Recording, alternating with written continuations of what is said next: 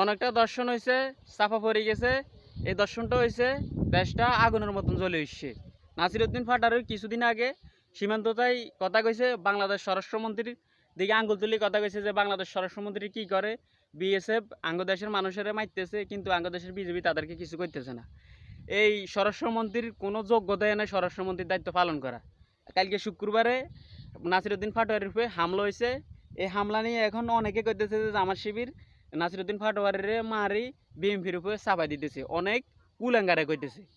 তো আসলে মানে হাসা কথা কইলেই ধরেন আপনি ওই জামাত শিবির ওই যে কোনো মানে সত্য কথার কইলে আমরা জামাত শিবির কোনো ন্যায়ের এই পক্ষে খায়, আমরা যদি অন্যায়ের বিরুদ্ধে কথা কন আমরা জামাত শিবির হাগলামি সন্তান। আমরা বুঝি না আপনারা কি বুঝাইতেন চান আঙ্গরে? হ্যাঁ, আমরা তো সবই বুঝি।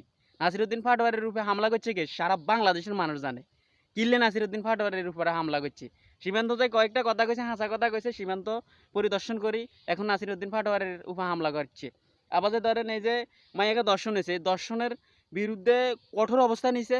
এই কারণে নাসিরউদ্দিন পাটোয়ারির উপর হামলা করছে। কারা হামলা করছে, কোন দলের লোক হামলা করছে এ কিন্তু সব জানে গেছে না বাংলাদেশের মানুষ। বাংলাদেশের মানুষেরা এত বোকা আছেন।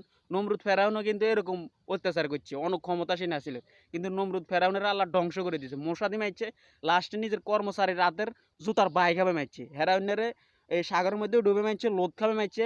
এগিন মনে রাখবেন, এগিন মনে রাখলে কিন্তু ক্ষমতা থাকতে সুবিধা হইবে। আর যদি এগিন মনে না রান তাহলে নমরুদের মতন জুতা দিয়ে হিড়ি মানুষ ক্ষমতাতে ডুবে দিব। একটা কথা মনে রাখবেন।